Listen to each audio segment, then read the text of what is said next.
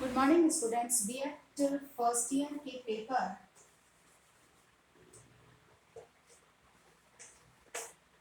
Pedagogy of history के अंतर्गत आज हम देखने वाले हैं पुनर्जागरण। कल हमने ये पुनर्जागरण प्रारंभ किया था जिसमें कि हमने विश्व के विभिन्न देशों में जो पुनर्जागरण की प्रक्रिया के तहत या यूँ कहा जाए कि जो क्रांतियां हुई थी जिसकी वजह से एक बड़े परिवर्तन आए थे, उन्हीं बड़े परिवर्तनों की वजह से उन्हें पुनर्जागरण काल कहा जाता है।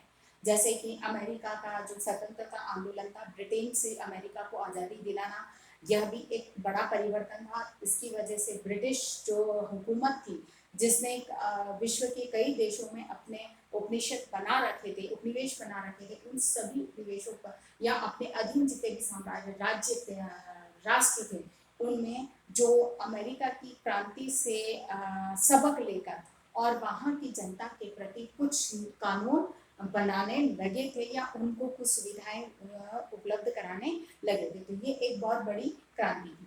फिर ब्रिटेन इंग्लैंड में जो क्रांति हुई ब्रिटेन में, जिसमें कि राष्ट्र परिवार और चाहे इंग्लैंड हो, चाहे फ्रांस हो, चाहे रूस हो, सभी के अंदर जो शासक वर्ग था उसके द्वारा राज परिवार के द्वारा एक निरंकुश शासन किया जाता था, जिसके खिलाफ आंदोलन किए गए थे और एक क्रांति हुई जिसकी वजह से बड़े परिवर्तन आए। जैसे फ्रांस में संसदीय प्रणाली की स्थापना हुई, उसी तरह से ब्रिटेन में संसदीय प्रणाली की स्थापना हुई, फ्रांस में भी क्रांति हुई और लोगों ने अपना आवाज उठाई, रूस में भी ऐसा हुआ।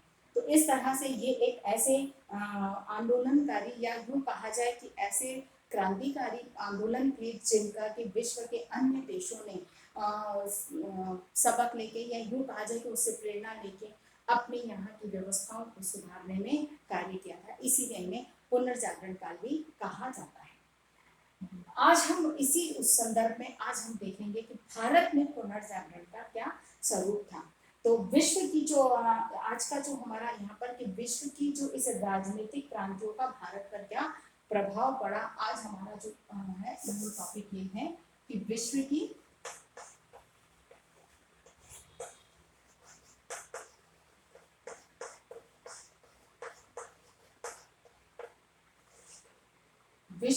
राजनीतिक क्रांतियों, क्योंकि ये सभी राजनीतिक क्रांतियां हैं।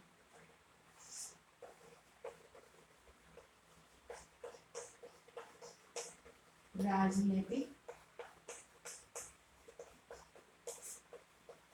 क्रांतियों का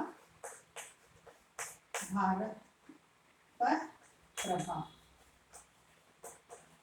आज हम इस पर चर्चा करने वाले हैं कि भारत पर इसका क्या प्रभाव पड़ा। क्योंकि निश्चित है कि भारत उस समय भारत में भी स्वतंत्रता के लिए आंदोलन में संघर्ष किए जा रहे थे और यही कारण था कि मतलब क्रांतियां पहले हो चुकी थी, लेकिन भारत में जब स्वतंत्रता आंदोलन की जो शुरुआत हुई या स्वतंत्रता आंदोलन प्रारंभ हुए, उसमें इन क्रांतियों का प्रभाव देखने को मिला और इन क्रांतियों से प्रेरणा प्राप्त करके और देश को आज़ाद दिलाने के लिए प्रेरणा प्राप्त की थी। तो इसी तरह से क्या प्रभाव भारत पे पड़ा उस चीज को अब हम देखने वाले हैं, जिसमें है लोकतंत्र की विचारधारा प्रबल होने लगी। तो सबसे पहला जो प्रभाव यहाँ पड़ा था वो था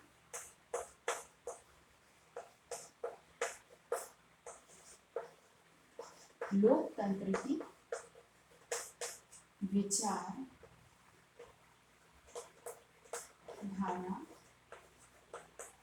प्रबल होने लगी। लोकतंत्र की विचारधारा प्रबल होने लगी। जैसे कि यहाँ पर राजशाही शासन था, उस राजशाही शासन के, क्योंकि निश्चित है कि जहाँ भी राजशाही शासन होता है वहां पर एक व्यक्ति विशेष का अधिकार होता है और उसकी निरंकुशता बढ़ने लगती है और उसका प्रभाव जनता पर, आम जनता पर पड़ता ही है। वो त्रस्त होती है, किसी तरह से उनमें एक कहा जाए कि कष्ट उन्हें भुगतने ही पड़ते हैं। तो यही कुछ कारण थे कि जहाँ जिसकी वजह से लोग इन क्रांतियों के उदय होने का कारण भी यही था कि राजतंत्रात्मक व्यवस्थाएं थी जहाँ पर कि राजा का साम्राज्य हुआ करता था और जनता त्रस्त थी। जहाँ निरंकुश शासक आ गया वहीं पर जनता के लिए जीवन कष्टप्रद हो जाता था। तो यही कारण, इसी का प्रभाव भारत में भी, क्योंकि भारत भी छोटे छोटे साम्राज्यों में विभक्त था। वहां पर कहीं पर जमींदार, कहीं सामंत, कहीं राजा आदियों का शासन हुआ करता था, जिससे कि जहां भी निरंकुश शासक आया वहीं पे जनता के लिए जीवन कष्टप्रद हो जाता था। इसी वजह से लोकतंत्र की विचारधारा प्रबल होने लगी कि जनता के द्वारा जनता का ही शासन होना चाहिए, किसी एक व्यक्ति का नहीं हो। इसीलिए जनता के द्वारा नियुक्त व्यक्ति ही शासन करें। जैसे अगर वह निरंकुश है, वह सही ढंग से जनता के हित के लिए कार्य नहीं कर सकता है, तो जनता को अधिकार हो कि उसे वहां से हटा दिया जाए, उस पद से उसे हटा दिया जाए। इसीलिए अब लोकतंत्रात्मक जो वहां से जो प्रभाव पड़ा, उसका प्रभाव यही पड़ा कि लोकतंत्रात्मक विचारधाराएं प्रबल होने लगी। दूसरा था जनता अपने अधिकार व कर्तव्य समझने लगी। जनता अपने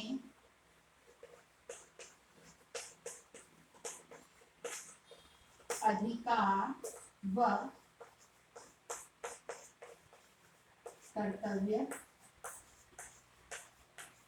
समझने लगी। अब जनता का ये था कि वह अपने अधिकार और कर्तव्यों के बारे में समझने लगी थी कि उनके अधिकार क्या हैं और उनके कर्तव्य क्या हैं, कैसे उनको अधिकारों का पालन करना है और किस तरह से कर्तव्यों का निर्वाह करना है। क्योंकि वहाँ उन क्रांतियों से जनता के अधिकारों और उनके कर्तव्यों की जो एक प्रेरणा प्राप्त हुई, वहाँ के संघर्षों ने ये हमें प्रेरणा प्रदान करी कि हमारे अपने आम जनता के भी कुछ अधिकार होते हैं और कुछ कर्तव्य होते हैं, जिनका अगर संतुलित मात्रा में प्रयोग किया जाए तो निश्चित है कि जीवन सरल और सुगम होता है। फिर एकता में शक्ति को समझा।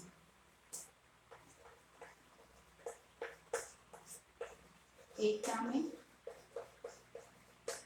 शक्ति के मंत्र को समझा। एकता में शक्ति के मंत्र को समझा क्योंकि तब तक संपूर्ण भारत छोटे छोटे साम्राज्यों में विभाजित था। कहीं सामंतों का अधिकार था, कहीं जागीरदारों का अधिकार था, कहीं राजाओं का अधिकार था। तो ऐसे में छोटे छोटे साम्राज्यों में विभक्त था। क्यों ऐसे और छोटे छोटे राज्यों में विभक्त होने के कारण ही अंग्रेजों का जो शासन था वो लंबे समय तक भारत पर बना रहा। तो ये चीज समझ में आई कि जब तक हम लोग संगठित होकर, एक होकर संघर्ष नहीं करेंगे, तब तक हम अपने आप को इस ब्रिटिश अत्याचारी शासन से अपने आप को मुक्त नहीं करा सकते। इसीलिए एकता के मंत्र को उन्होंने समझा कि एकता में ही शक्ति है, ताकत है। इस मंत्र को उन्होंने समझा। फिर राजतंत्र की समाप्ति के प्रयास होने लगे। राजतंत्र की समाप्ति के प्रयास होने लगे। राजतंत्र जो व्यवस्था थी उसकी समाप्ति के प्रयास होने लगे क्योंकि लोकतंत्र विचारधारा प्रबल होने लगी। फिर बाद में जमींदार व साहूकारों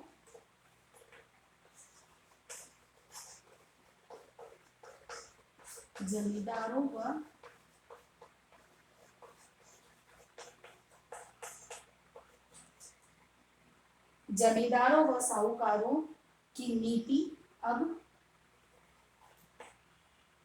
जनता को समझ आने लगी। जहाँ साहूकारों की नीति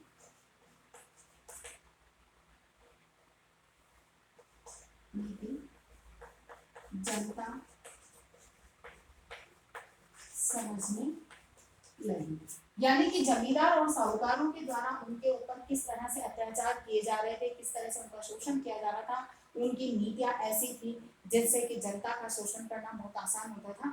इन नीतियों को अब जनता समझने लगी थी क्योंकि ये चीज बहुत सारे दार्शनिकों के लेख निकल कर आए थे, बहुत सारी विचारधाराएं आदि जो है वो समय समय पर निकल कर आई, जिसका परिणाम था कि इनकी नीतियों को जनता को समझना आसान होता चला गया था। फिर धार्मिक पाखंड को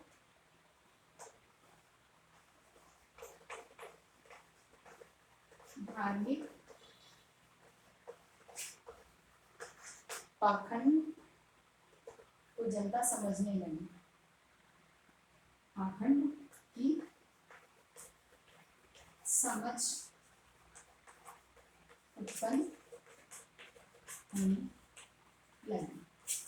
धार्मिक पाखंड, क्योंकि धार्मिक पंडित पुरोहितों के द्वारा जो विभिन्न प्रकार के अंधविश्वास, रूढ़िवादी क्रिया कर्म कांडों के में जनता को कहना चाहिए कि लूटा जाता था और जनता को एक का शोषण किया जाता था, इस चीज को जनता अब समझने लगी थी कि क्या सही धार्मिक नीति है और क्या धार्मिक पाखंड है। इस चीज को अब जनता समझने लगी थी। फिर किसान और मजदूर वर्ग में जागरूक,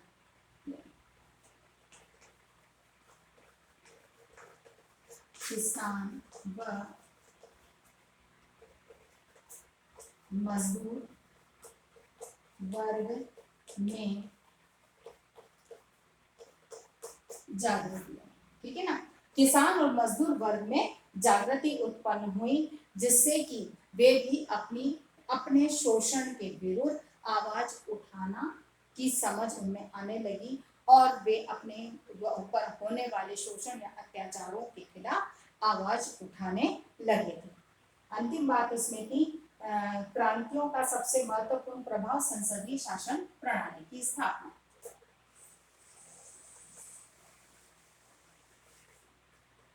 आठवां लिखा हुआ था संसदीय शासन प्रणाली की स्थापना, ठीक है ना। यहाँ पर जो था, एक तरह से कहा जाए कि जब 1857 की क्रांति हुई थी, उस समय जो साम्राज्य था वो इंग्लैंड क्राउन के अंतर्गत, भारत का जो साम्राज्य था वो ब्रिटिश क्राउन के अंडर में आ चुका था, क्योंकि उस समय तक ब्रिटिश क्राउन का साम्राज्य हुआ करता था। लेकिन तभी वहां पर भी क्रांति हुई और जो संपूर्ण शासन था वो ब्रिटिश क्राउन के हाथ से निकलकर वह अब संसद के हाथ में आ गया था, यानी कि वहां पर संसदीय शासन प्रणाली प्रारंभ हो चुकी थी। अर्थात इन क्रांतियों का सबसे बड़ा प्रभाव यही पड़ा कि संसदीय शासन प्रणाली की स्थापना हुई। आशा करती कि मेरी आज की बात आपको समझ में आई होगी। इसी के आधार पर आपको प्रश्न करना है। जो हमारा आज का प्रश्न है, विश्व की राजनीतिक क्रांतियों का भारत पर